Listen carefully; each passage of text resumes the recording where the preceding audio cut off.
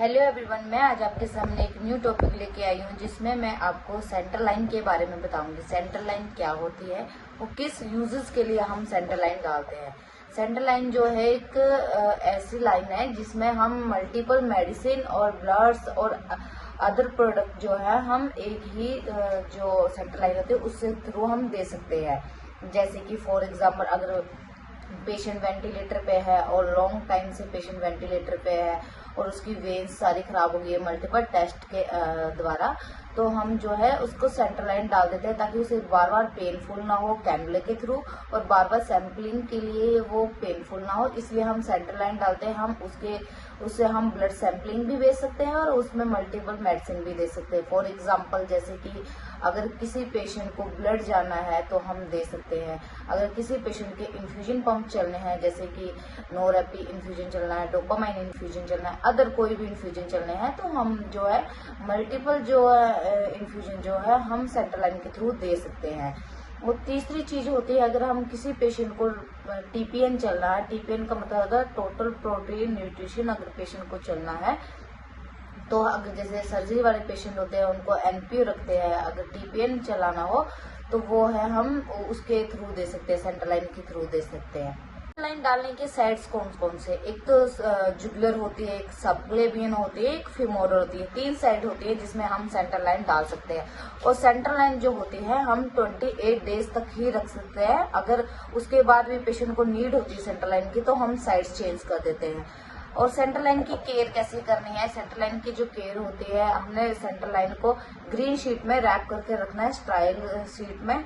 और जो उसके जो पोर्ट होते हैं उसमें ब्लड नहीं जमा होना चाहिए, और दूसरा जो होता है उसके आगे 3-वे क्लेप कनेक्टर लगा होना चाहिए ताकि बैक फ्लो ना आए। अगर इन केस कोई स्टॉपर ओपन रहता है तो पेशेंट का ब्लड ना फॉल हो जाए, ब्लड ज्यादा ना निकल जाए, इसलिए हमने 3-वे और क्लेप कनेक्टर लगा के रखने थे, स्टॉपर लगा के रखने होते हैं। और जो अगर हम जब भी मेडिसिन देते हैं तो हमने पहले बैक फ्लो चेक करना है, उसके बाद हमने मेडिसिन गिवन करने हैं, और हब जो होते हैं उसको हम अल्कोहल स्वैब से जो हमने क्लीन करना है बिफोर एंड आफ्टर टच, और हैंड वॉशिंग करनी है before and after centre line को टच करने के टाइम। और जो होता है, जो हम सेंटर लाइन की ड्रेसिंग करते हैं वो ट्रांसपेरेंट होनी चाहिए ताकि हमें कोई भी इंफॉर्मेशन है वो पता लग सके कि इसमें कोई पश फॉर्मेशन है, कोई रेडनेस है, तो वो हम इसमें ट्रांसपेरेंट वाली ड्रेसिंग करते हैं। वो हमारी 72 आवर्स तक उस हम ड्रेसिंग को रख सकते हैं अगर वो खराब ना हुई हो। सेंटर लाइन की 3 पोर्ट होते हैं, व्हाइट, ब्लू और ब्राउन। व्हाइट जो होता है जिसमें हम ब्लड से दे सकते हैं, फ्लूइड दे सकते हैं, infusion pump, injection, IV fluid, कुछ भी दे सकते हैं व्हाइट से। जो ब्लू होता है उसमें जो होता है हम टीपीएन वगैरह दे सकते हैं, टीपीएन दे सकते हैं।